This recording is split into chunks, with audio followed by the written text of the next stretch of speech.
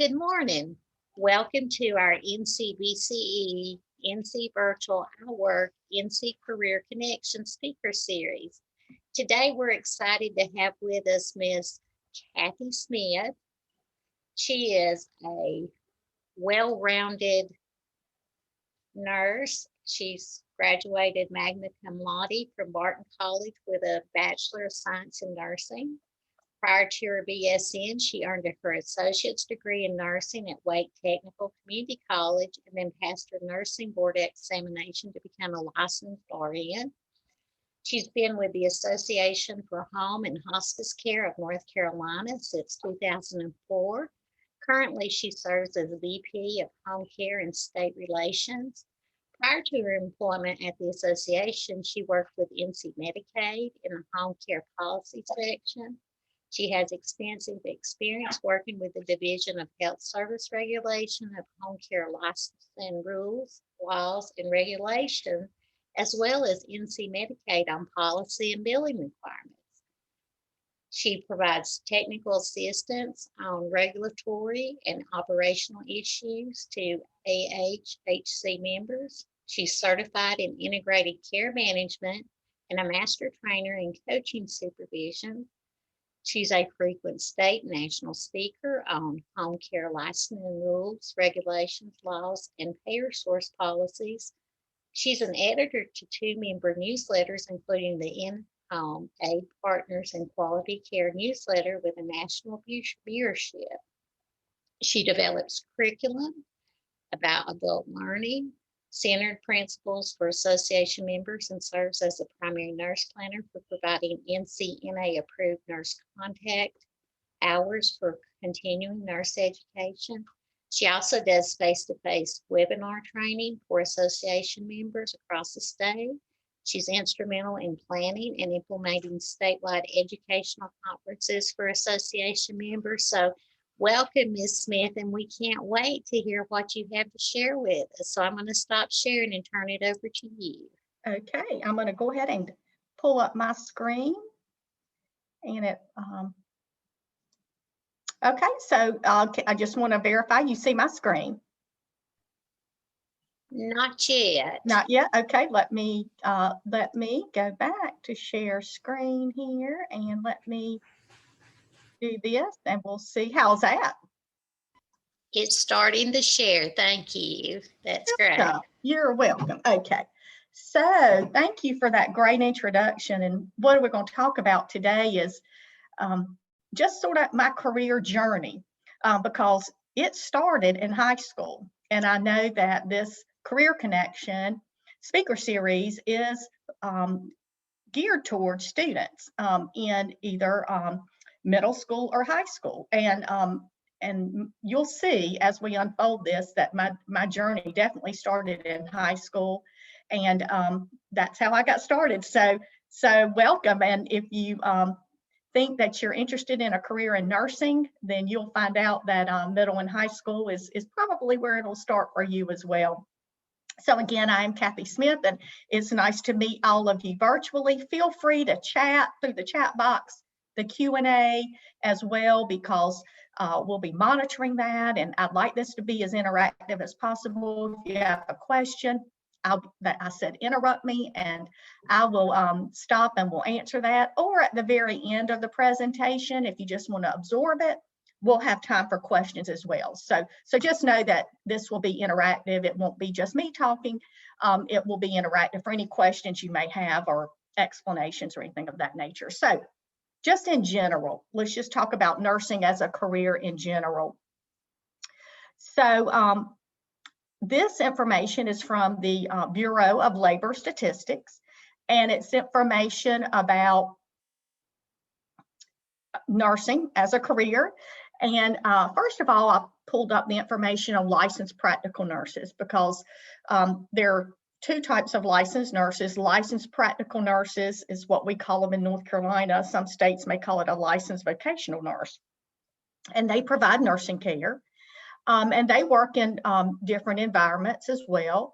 They may work in a skilled nursing facility, in the hospital, and physicians' offices, and it says in private homes, which means that they may be working in the industry that I work in, which is home care and home health and hospice, where we go into patients' homes and provide the care in the home, and or in the case of hospice, it may be a hospice residential setting. So when you're talking about how to become a licensed practical or licensed vocational nurse, a person would have to complete state-approved education, which typically takes about a year to complete. And then they would, at that point, once they become licensed as a practical nurse, and I'm gonna try to minimize this screen so that I can see there it goes. So my slide will show up a little better for me. So and if you're looking at wages and just curious about what is a median annual wage for a licensed practical or licensed vocational nurse, and it's $47,480 in May of 2019. That was the median annual range, okay?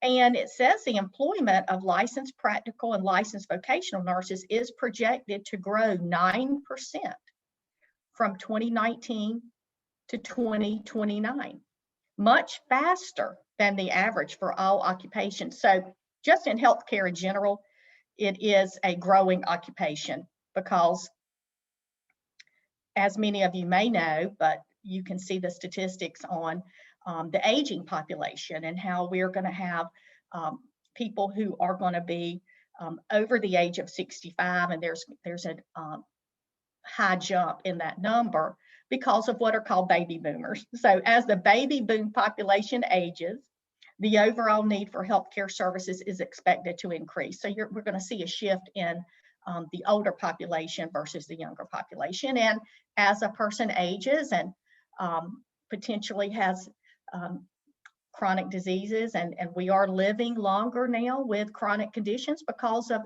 technology and medications that allow us as human beings to live with certain conditions. So LPNs and LVNs will be needed in residential care facilities and in home health environments to care for older adults. Okay. Now let's talk about a registered nurse. So a registered nurse, which is what I am, provide and coordinate patient care and educate patients and the public about various health conditions.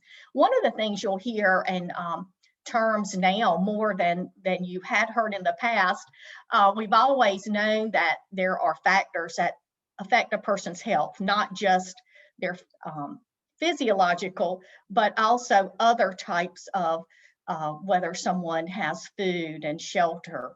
And you probably you'll learn as you take certain courses about what's called Maslow's hierarchy of needs, where we have basic needs that need to be met.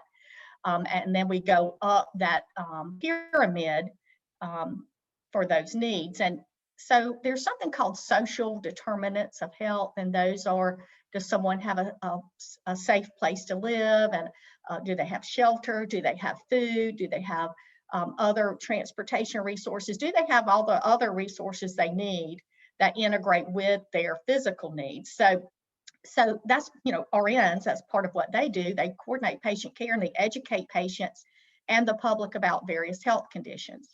So registered nurses work in hospitals, physicians' offices, home health care services, and nursing care facilities. Now, as a registered nurse, I can tell you that I've worked in a hospital, okay? My career started in hospital nursing. Then I did work in a very large physician office practice. And I really enjoyed that because it was a big group of physicians and I learned a lot there. Then I worked in home health care and still working in that setting. So I've worked in all of those. The only place I haven't worked is a nursing care facility so far. So, or it could be in outpatient clinics, it could be school nursing, other types of settings that someone may be working in as a registered nurse. The field is really wide open to be for registered nursing. There's something called case management, where the registered nurse may be helping to coordinate the care for someone, maybe even through an insurance company, that they're working for the insurance company to help with the person who has that insurance to help coordinate the care for them and help them manage their care. So there's not just, someone may think of nursing and just automatically think of a hospital. There are so many places that a registered nurse can work. That is not just a hospital setting. The field is really wide open. So registered nurses usually take one of 3 education paths. You can go ahead and get a bachelor's degree in nursing, which is a 4-year degree, a baccalaureate degree. You could get an associate degree in nursing, which is usually 2.5 years, or a diploma from an approved nursing program. There's not very many diploma programs left and that you see anymore. Usually it's the associate degree that you see if it's not the baccalaureate degree. And registered nurses must be licensed. So whichever of the path that the registered nurse goes through, or to be the potential registered nurse, they could go ahead and go get a bachelor's degree in nursing, and then they're able to take the NCLEX, which is the test to determine if you pass that competency test to be a registered nurse. Or that same person may decide instead to go and get an associate degree in nursing. So that also qualifies someone to sit for the NCLEX exam to become a registered nurse. Or the person may have a diploma from an approved nursing program. So the North Carolina Board of Nursing approves the nursing programs. So either one of these paths will allow someone to take the exam to be a registered nurse, but someone may say, well, what's the difference? I mean, if either way, if you're going to sit and be able to take the exam and become a registered nurse, what would be the difference? And some of the main difference is the bachelor's degree that may open more doors for you for certain types of management jobs, or other types of nursing jobs. That case management, for instance, a lot of times will certainly require the bachelor's degree or certification in case management. So there's certain, and actually employers now, you're seeing more in nursing that they're may hire someone with the associate degree, but they may ask them within a certain time frame, we'll say maybe within 5 years, they'll ask them to go ahead and work towards their bachelor's degree. So it just depends. I mean, each nurse is doing, if they're a registered nurse, they can do what a registered nurse is allowed to do through the Nurse Practice Act. So that's not different. It's just that it depends on the type of job and if it's determined that a bachelor's degree is needed for certain types of nursing. And so again, because as I mentioned, there's so many different types of nursing jobs. So, and we'll talk about my career later, because I actually obtained 2 of these, and I didn't get my bachelor's degree first. I got my associate degree first. Then I went and got a bachelor's degree. So, and after I worked in nursing. So there's different paths, but it all ends up to the registered nurse once the NCLEX, or the exam, the nursing exam is taken. Okay, and the median annual wage, the median annual wage for registered nurses. So how much do they get paid? The median wage annually is $73,300 in May of 2019. Okay, so the employment of registered nurses, as far as the job outlook, is projected to grow 7% from 2019 to 2029, faster than the average for all occupations, as we just saw for the LPN. Growth will occur for a number of reasons, including an increased emphasis on preventive care. So as I was talking about, those social determinants of health, and how can we prevent disease, and how can we, before we get a disease state, what kind of preventive measures can we put in place? Increasing rates of chronic conditions, as I mentioned, are going to mean that we need more nurses, and that would be such as diabetes and obesity. And demand for healthcare services from the baby boom population, which is, again, that group that is in a certain time frame that are starting in this time frame right now, as they're getting into their 60s. And I'm a baby boomer, as a matter of fact. I'm 58 years old, so I am a baby boomer. So I'm in this population that they talk about, that we're all getting a certain amount of us are getting older, and it's a very large population at one time. That's what's called the boom. Okay, and as this group leads longer and more active lives, so again, which is good, but health care again is going to be a job that has that occupational growth. All right, so for me, as I said, it started in high school. Now, in my junior year in high school, I took a class called Health Occupations, but I believe I understand now, working with some projects with the school system, that it's now called Public Health Fundamentals, I believe, in most schools. But when I was in high school, it was called Health Occupations 1, that was your junior year. Then Health Occupations 2 was the senior year of high school.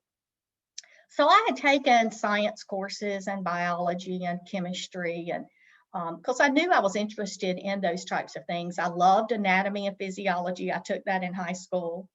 So I took all those higher level courses, you know, that I could take: anatomy and physiology, like I said, chemistry, biology, all of those. And I just absolutely loved it. I loved science. All of that was just fascinating to me. So then but I got into health occupations because that helped see the type of occupations that if you like science and you like those kind of classes, or you just feel like you have a bent towards caregiving. Maybe you've had some experiences in your own family life and you've seen caregiving and you thought, you know, that's something I think I could do and I would like to do, and I have a heart for it and I have an attitude for it. Then health occupations, and it helped. It really, we learned a lot. We actually went to the hospital and were able to do some things there. And so I enjoyed it, and I feel like that was really, I'm going to consider my career started in my junior year in high school with health occupations. So if you think you have potential that you might want to get into a health career, I would say certainly look into taking those classes, because some of the people in those classes with me did not pursue a health career. So that's good, because it helped them to see what it was all about.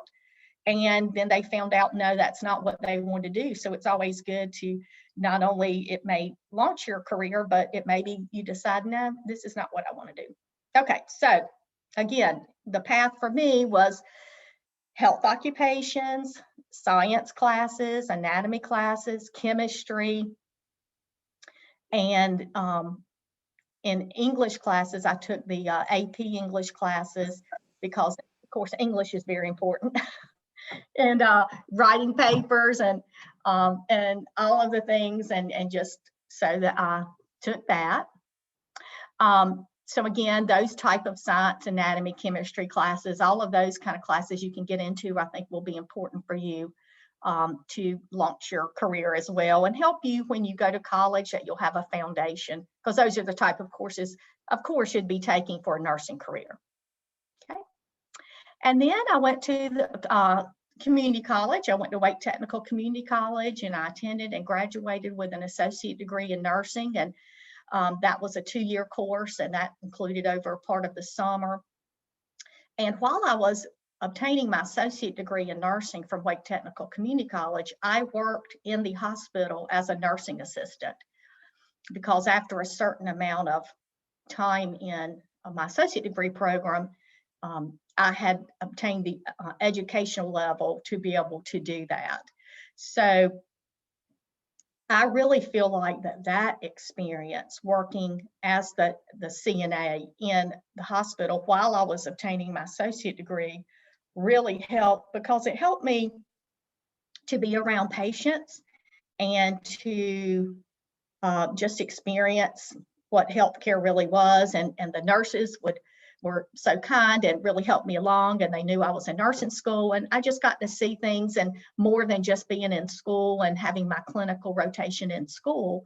I was actually involved as an employee and working, and got to not be, and just got me used to being around patients and patient care and what it was about. So that really helped me, and I really think it helped me pass my nursing boards as well, just because I had that extra experience. Then, of course, after I went to Wake Technical Community College and I obtained my education, I took and passed the nursing board. to become a licensed registered nurse. And I remember it to this day, just waiting for those results, because that was so exciting to know that, once I got those results, I would be a registered nurse. And I was thrilled that I got it first tryout. So that was good. I felt good about that. And then later in my nursing career, I decided that I wanted to pursue a 4-year degree, because there were certain aspects of employment, that jobs that I wanted, that I saw that I needed to have a 4-year degree to be able to pursue those. That was just a requirement of the employer. They wanted a baccalaureate degree in nursing, along with being a registered nurse. So I thought, well, that's going to open more doors for me. And so I attended and graduated from the nursing baccalaureate program at Barton College. And so, but again, you could choose to go straight into a 4-year baccalaureate program from high school. I just chose the associate degree program first. Just worked out better for me at the time, and then into the 4-year. But you can go straight into the 4-year degree if you are accepted into a 4-year school, just like being accepted into the associate degree program. So I did that, graduated magna cum laude from Barton. And so my focus in my current work is in education. One of the things for me to become what's called a primary nurse planner for the North Carolina Nurses Association through the American Nurses Credentialing Center, for me to become a primary nurse planner to be able to provide education for nurses that is considered to meet the criteria for nurse contact hours that nurses have to have, nurse continuing education for their continuation of their licensing. I had to have a 4-year degree to be the primary nurse planner. So that was, part of my motivation, in order to obtain and to be able to do that and to have that focus on education. I had to do that. So, and now my role, I've been where I'm at almost 17 years, and a lot of what I do not only is education, but I work in advocacy quite a bit, working with the General Assembly on issues that are legislative issues from either the governor or the state House of Representatives or the senators, and those kind of laws and rules that affect healthcare, and working to promote and advocate for patients and for the providers who take care of those patients. So that is very interesting. It's really interesting how your career path can take you in all different journeys. And in nursing, it definitely can take you in many, many journeys. So one thing about nursing, it's a continual process of learning. Just because you're required, first of all, to have continuing education to continue to be a registered nurse, you have to have a plan of how you're going to continue your education, how many hours, and the Board of Nursing has that rule on how many hours. And then, so you'll have to have continual learning anyway, but because it's required for you to maintain a license as a nurse, but also it's just vital. It never stops. There is always a new information that comes out that is continual. So with nursing and with the healthcare field and with science, so it never stops. You will be a lifelong learner as a nurse, because you have to be. You don't have any choice. So for me, that's really neat, because I enjoy learning. I just love learning new things, and it's so interesting to me. And so also now you can obtain advanced degrees in nursing, such as a master's degree in nursing. And the master's degree could take different paths. You may decide to focus on education in your master's degree, or to become a nurse practitioner to provide patient care in that way.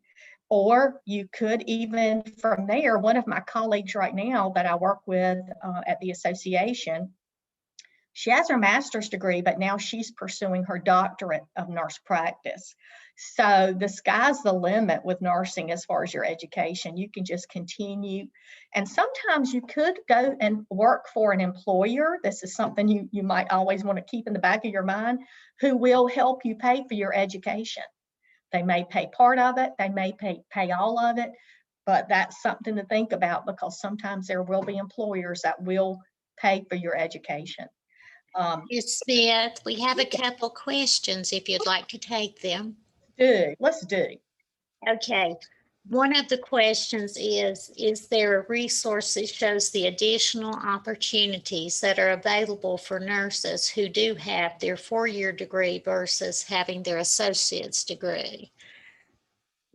I have a slide towards the end of the presentation of resources that may, I think, be helpful for that. So that, it just depends. I mean, if you could just look at the different schools in the area and find out what your focus is on, because I've actually been looking at that lately myself. So for instance, if I went to Duke's Master of Nurse program or East Carolina Master of Nurse program or UNC, and they would have what their masters were focused on in nursing. So I'd have, once you determine which path you want to take, that would be helpful to just look at the different schools and what paths they have. Okay, there's another question that says, do you have to take a health occupation course in high school in order to be accepted to college for nursing? No, no, but I think it wouldn't look bad, but I mean, I think it would look good, but I don't think it would be necessary at all to do that. I think, when you apply for the school, I know they're going to obviously be looking at your grades and your either SAT, ACT, whatever they accept as far as your those kind of, the broad-based testing, and your classes, your coursework, your grades, and your overall other kinds of clubs and activity service work. But no, as far as I know, I've never seen it required. It just, again, I thought was helpful for me, but as far as I know, I've not seen any kind of requirement, and I don't know that a school would take that into consideration or not. Any other questions? You. Anything else right now? That's it for the moment. They appreciated your answers. Thank you. Good. So having a great mentor is helpful. So once you embark, if you embark on your career in nursing, I think that anytime you have someone who is a nurse, that you respect or that you work with, that can be a mentor for you or someone you would think would be a good mentor, that's always helpful. I've had a mentor that helped me throughout my career that I've worked with for years, and she was just always a mentor to me and has been a great mentor and has been helpful and just pushed me beyond limits that I thought that I would pursue, and just push me more than I probably would have pushed myself, and just help me to see potential.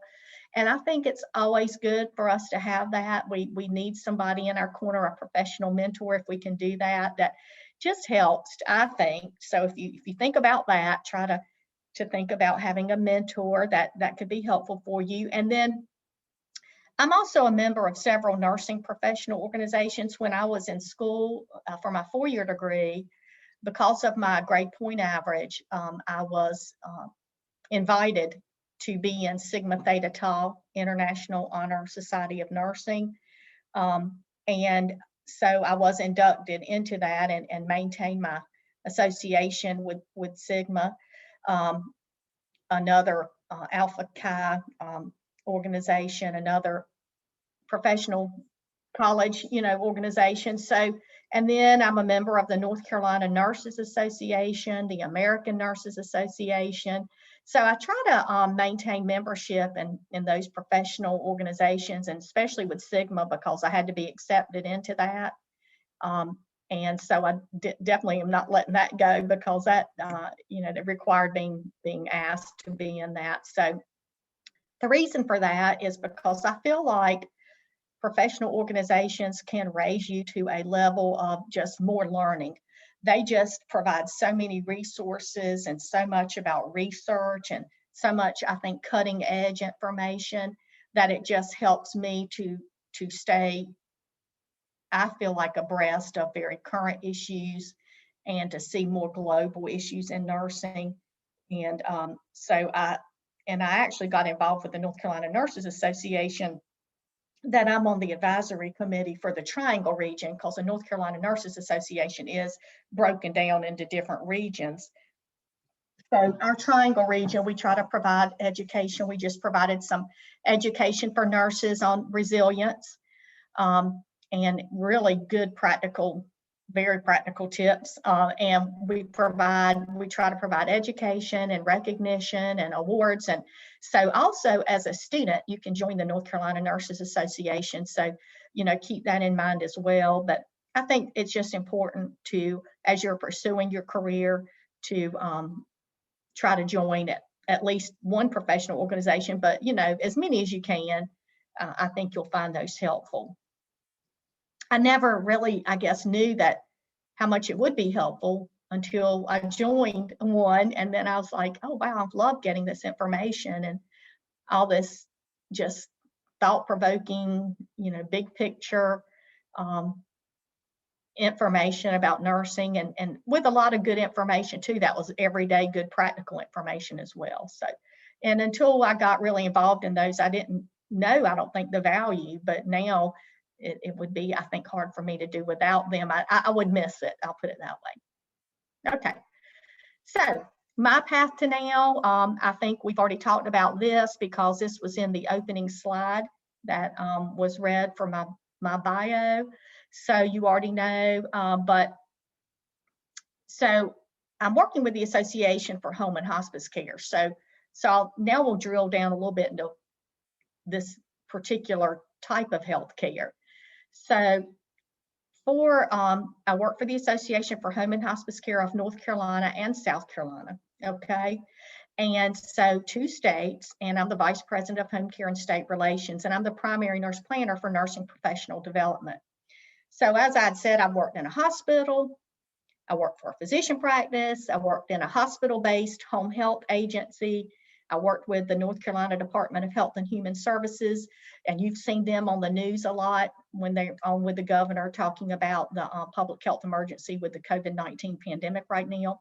Worked there with the Division of Health Benefits in what's called the home care policy section, because payer sources who pay for services, insurance companies do pay for care in the home. So the career path I've taken that I ended up settling in, I should say, is with home and hospice care. So what that means is that we go into patients' homes and we provide the nursing care, physical therapy, home health aides. So we provide those services in the home. So let's say someone had surgery. And after they had surgery, they needed someone to change their bandage. They were not able to do it, or it was more complicated, and they needed teaching and training and someone to watch for infection, and they needed wound care. So the physician, their doctor, would order a home health to go into the home and see that person and provide that service if that person especially was unable to get to the physician's office to get that done. So, or it may be physical therapy. Maybe they had a knee replacement and they can't get out of the home to go get physical therapy in an outpatient setting, so they need it in their home. So the physician may order home health to go in and do that. Or it could be hospice, which is a care for end-of-life care. It's an interdisciplinary group of nurses and aides and chaplains, social worker, and others that come together and provide that health care and other types of supports during end-of-life care and pain management, symptom management in the home. So that's the career path I've taken for care in the home. You're going to see probably more about that. You're hearing more about home and community-based services now, being out of facility care and more into home care, as it has become, especially in the last probably 5 years, I would say, you'd see a rise in those type of services. So that's where I have focused my career since 2004. Okay, so about the last 17, it'll be 17 years in April that I've been with the association. And when I say the association, so we're not actually a home health provider. We don't actually go in the home. We are an association. If you think about the North Carolina Nurses Association that I mentioned, that's an association for nurses that nurses join to get education and to get legislative updates and to understand just nursing in general and what affects nursing. Well, we're an association, but we represent whoever providers who provide home and hospice care.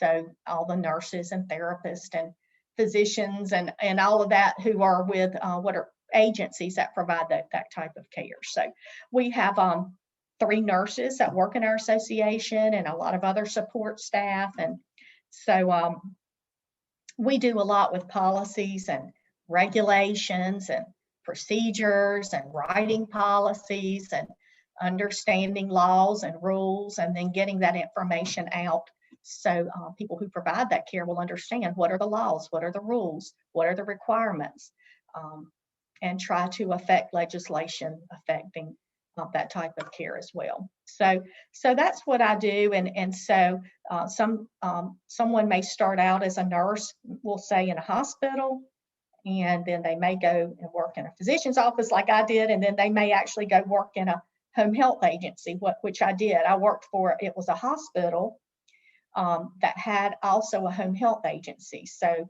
they were hospital-based care, but then they also had their own home health agency. So I did, went out, it was about 9 years, and went out and had a caseload and went to see patients in their homes. You do a lot of education with patients in their homes, which I love. So a lot of education and teaching and training, not only with home health, you're not only working with the patient, you're also working with the family and teaching and training and helping them to understand the plan of care that the patient has. And so a lot of education. And so that is one of the things that I really liked about that. I felt like it's very holistic care.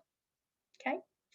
So professional organizations, I've already told you that I was a member of, that I think are important. If you can join maybe at least one professional organization, try it out, see if you like it. Okay. Now, school. So as I said, I mentioned earlier, in middle and high school, as far as your academic career, if you're thinking about nursing, I would suggest taking classes geared toward health science education, such as anatomy and physiology, science classes, biology, different biology classes, chemistry, algebra. Because algebra, that's hard for me, and I had to take more of it, of course, in college, and I had to take statistics, of course, in my baccalaureate degree for nursing. So any advanced math classes, I think that would help you to be successful in those classes in college, would be very helpful. So another type of classes that would prepare you for a college career path in health sciences, such as nursing. So just thinking about that and joining school clubs and organizations that have a focus on health sciences. So your different clubs at school, your different school organizations that you can join, those that have that focus on health science, and in service work as well. So in high school, I don't know if all of you at your high schools have a HOSA, Future Health Professionals Club. I've actually been involved with that, in that I've been a judge at those state competitions for Health Occupation Student Association. It used to be called the Health Occupation Student Association. Now it's called HOSA, Future Health Professionals. That's the way it is now. And they, I've actually been a judge, and I've spoken at their conferences and been a judge when they've had, they'll have their statewide conference and have competitions. And so I've really enjoyed that. So if you can join, if you have one at your school or something similar, but if you could join that, I think that would be very helpful for you. And then the earlier slide on nursing careers, of course, reviewed the post-high school education that's required for a nursing career after high school, as far as either the community college or the four-year school.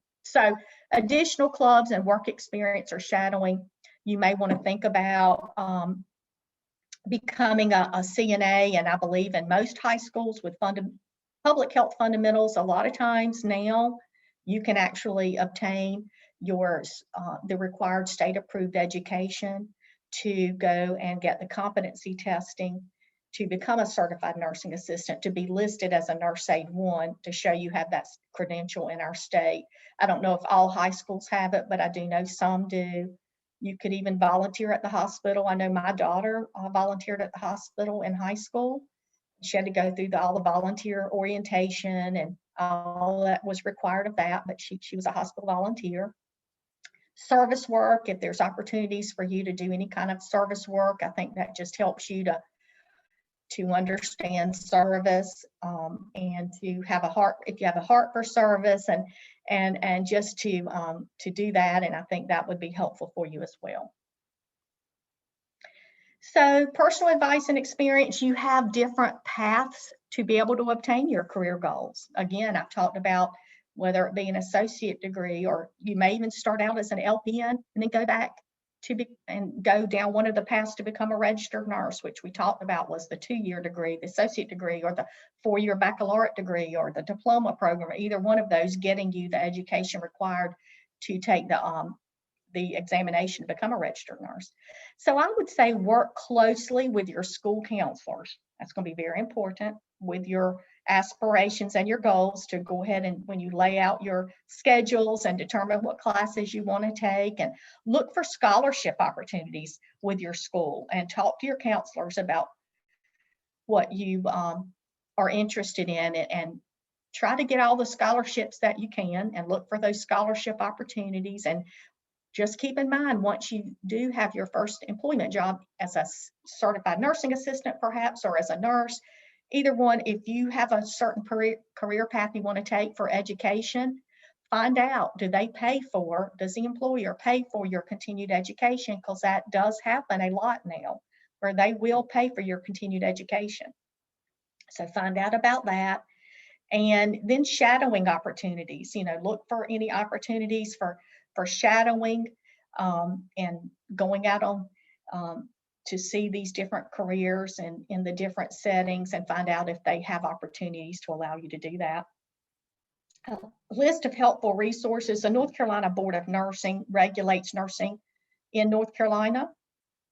You can look up the Nurse Practice Act and see the laws, and there's administrative code rules for nursing. So you could just go through that and just get a wealth of information, of course, about nursing. And because again, they're the regulatory body, they regulate nursing in North Carolina. HOSA Future Health Professionals, again, ask if your school has a chapter. The National Council of State Boards of Nursing, I think you'll find a lot of great information there at the national level about nursing. And they have information about nursing. And the American Nurses Association, the ANA Enterprise, nursefocus.org, go there to really learn about nursing as well. So some of these are just going to give you a lot of information about nursing as a career, and just give you a lot of things to think about if you're thinking about pursuing a nursing career. So I would encourage you to visit nursefocus.org or the National Council of State Boards of Nursing or the North Carolina Board of Nursing. So you got the North Carolina rules, and then you can go to the national level at the State Board of Nursing to see the National Focus of Nursing, and then the American Nurses Association, again, the national, to see the nursefocus.org. The citation I used for those slides on the labor statistics for the LPN and the RN, this was the citation for that. If you want to look more there at the Bureau of Labor Statistics, this is where and the data I retrieved this information. So that's all I have as far as a presentation. Are there questions or chats or comments or anything like that? Thank you, Ms. Smith. Those are just wonderful opportunities for our students if they're interested in nursing. And I know my niece is a nurse, and she did travel nursing for a little bit. So could you touch on that even a little bit as an opportunity for students?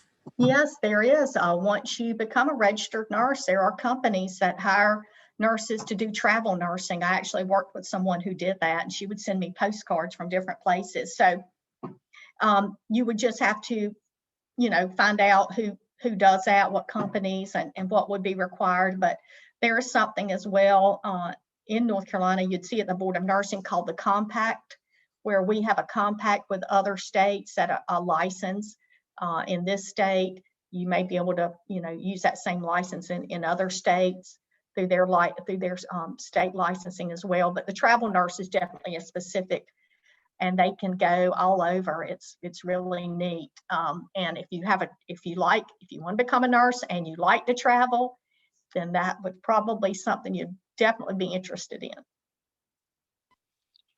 Yes, it's good money and opportunities, but you have to like those things. And I see Ms. Barnes put that in the chat too. Do you have any suggestions for a nurse who wants to be a travel nurse? So what might they want to focus on even in some of their educational opportunities? I don't know that the educational opportunities would be different. I just think that unless if it's certain area you want to travel, you may want to think about second language learning, for instance, because, having second languages would certainly probably be very beneficial if you want to do international traveling. Wow, that'd be a lot of fun. I Oh, know you gave us the growth of 7%, I believe, for a registered nurse, and for an LPN or LVN, 9%. Do you think COVID-19, I know that was in May of 2019, do you think COVID-19 will even push that growth maybe a little bit more because it's such a high need career? mhm. It certainly could, in that if there's increased hospitalizations and increased care that's needed post-hospitalization in either a facility or in home care, especially in the short term, but possibly in the long term as well. Mhm. Yes, it's certainly changed the way the world works. So we are seeing it firsthand. Thinking about COVID-19 and even students trying to get volunteer opportunities, do you have any suggestions that they could use at this time as more places are closed and they have a little bit stricter guidelines? Or do you have any suggestions where they might be able to get some more volunteer opportunities to see if this would be a career for them? Right, and you're right. This is during this public health emergency, this is an unusual time in that essential workers would probably be, what would be allowed in a setting at this time. So right now there may not be as much opportunity, but I don't know if there'd be any virtual opportunities for someone to be virtually involved. But that's, again, these are just such unusual times that it would be a little bit harder to know right now about any of those. Those are sort of going to be maybe after public health emergency when you may have the most opportunities to be able to do that. Thank you. That's some Mhm. good suggestions for our students. When we talk about careers, do you have some soft skills that you recommend students think about if they want to go into a nursing situation? Yeah, that's an excellent question because, as you said in the beginning when you were going over some things with, as you said, with chronic disease management certification that I have, but also you saw that I was what's called a master trainer in coaching supervision. And those skills that I've worked with several grant funded projects over the last 17 years that we've been able to develop education for the community college. And part of that is soft skill training, training in communication, training in listening skills, paraphrasing, clarifying, but really communication skills, and just career skills in general, how to interview for a job, and how to create a resume, but The soft skills are really around, a lot of it is around communication, and understanding how to communicate, because we are such digital world communicators right now, with so much with email and text and Instagram and Facebook and all those digital ways to communicate. So we don't want to lose the art of communication face to face, and with our voice and with our words, and learning how to pull back on our emotions, and learning how to present what we need and what we want in a non-judgmental way, how to listen to others. And there's all kinds of listening blocks that we have that actually learned as I went through this training, that what those blocks were, and I never knew there was a name for them. I just knew I would have them, like when you zone out during a class or something. And and just other things, that when your mind is just wandering while someone's trying to talk to you, and all kinds of things for communication, and learning how to communicate effectively, and without blame or judgment, and trying to pull back on your emotions and really get to the heart of the matter. And there's just, I would say communication is probably one of the biggest soft skills. And along with learning how to, interview, and your resume, having someone help you, or learning how to, write your resume and those sort of things. Yes, those communication and listening skills are so important, especially in the medical community, because you even have to pick up on some of those non-spoken kind of things and pursue those to see if you can come to a good conclusion about something. So thank you. Yeah. You have had the hospital experience and home health and hospice. Can you share with students a little bit how different these areas are? Mhm. So, of course, when you're going in a hospital setting, you're in a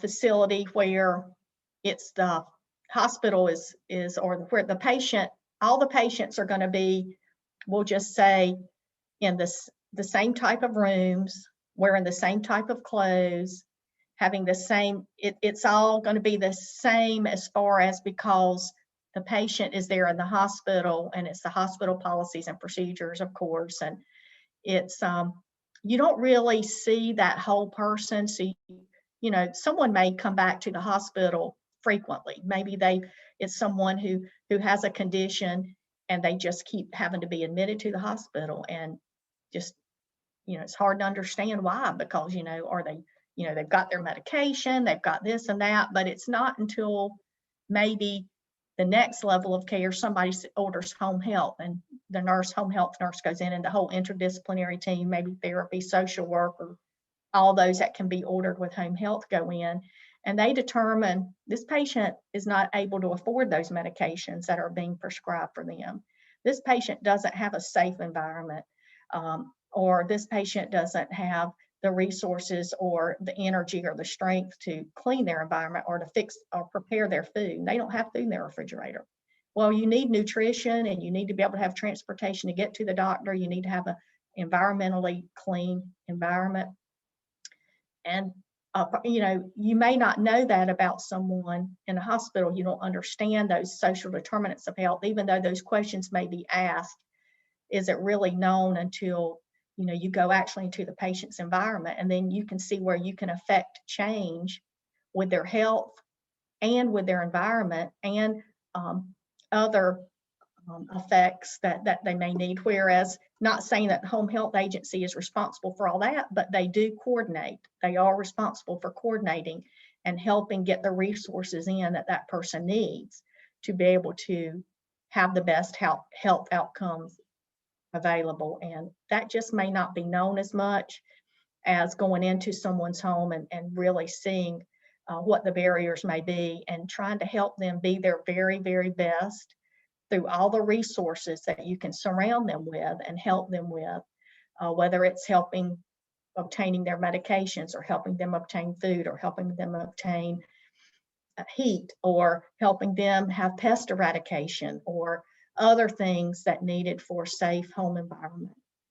helping teach their family, whoever they live, if they live with other people, teaching and training them, and just doing all the education, because, you know, the general public is not expected to know what all the things a registered nurse knows, because you go to school to learn all those things. And so you're imparting that knowledge at the level of understanding health literacy, cultural differences, taking in their language, their culture, and all the things that make us unique individuals, to make it a person-centered experience for that person. It's a very person-centered focused and a holistic focus. So I think that you just get more of that in the home setting.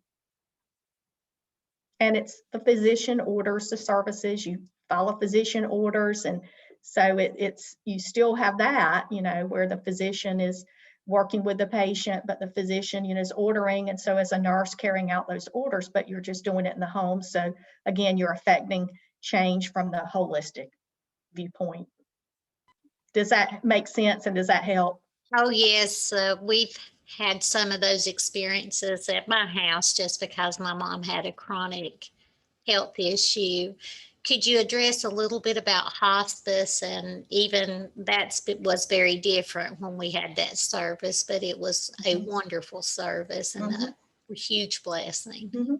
So hospice is going to focus on end-of-life care for someone who may not be pursuing curative care at that point. And so hospice is going to focus on symptom management, managing those symptoms that they may be having with their condition, and pain. Pain management is a big focus with hospice. Also providing spiritual care, and social work, and working with the family very integral in working with hospice, and helping someone, educating someone about the process of dying and having a terminal illness and what to expect, and just helping with all of those symptoms or issues, and along the way. So, you know, what is needed to help with that, and to help that person each day live their best day. Absolutely. It's just a very needful service. Ms. Pullen said she came in a little late, but she was just talking about how in the home health and hospice, there's so many factors to coordinate. And what suggestions would you have for even people that need these services that they do to reach out to get them? So the first step is the physician needs to order the service. So if it's a home health, if it's a service that needs nursing and therapy, and those sort of services, the physician would need to order it. And then if the family has an agency in mind, a home health provider, if they know a home health agency in their area, maybe it's a hospital-based agency.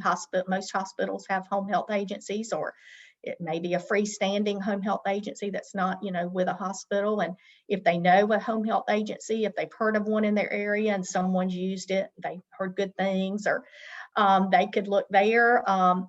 Always go to our website, AHHCNC.org, AHHCNC.org, and look for under our providers, for our member providers that provide services, and that's by county, so someone could look in the county. But the physician needs to order the service. But even if they haven't done that yet, if the person just wanted to call a home health agency in their area, let them know what they feel like their needs are, and the agency could help coordinate that to see if they think that is something that would. Medicare, for instance, if they have Medicare pays for home health, but there's certain conditions that have to be met. It's not just automatic. It has to meet the criteria for Medicare to pay for it. It could be Medicaid if someone has Medicaid. It could be private insurance like Blue Cross Blue Shield or United or some of those others. And there's other types of home care as well that, hospice is a specialty type of home care for end-of-life care, and the physician certainly orders that. And then there's also another type of home care where someone may not need nursing services, but they may need the aide, the home health aide or the in-home aide to go in and help them with their personal care. Maybe they don't need a nurse, but they need someone to help them with their bath and help them get dressed and help them with their meals and those kind of things. So those services are provided by agencies as well. Someone could call the agency and let them know what their needs are and if they have insurance, so the agency can help them figure that out. Wow, Ms. Smith, you have given us such great wealth of knowledge about so many different areas, and we're so glad that you signed up to do this session with us, because I know it will help our students as they look at this health career. We appreciate our audience that have come today, and Yeah. we just appreciate so much this series because it is a good way for our students to get career exploration. So we appreciate everyone coming, and our time's up. So we'll say goodbye, and everyone have a great day. Thank you so much. Bye, everyone. Thank you. Thank you.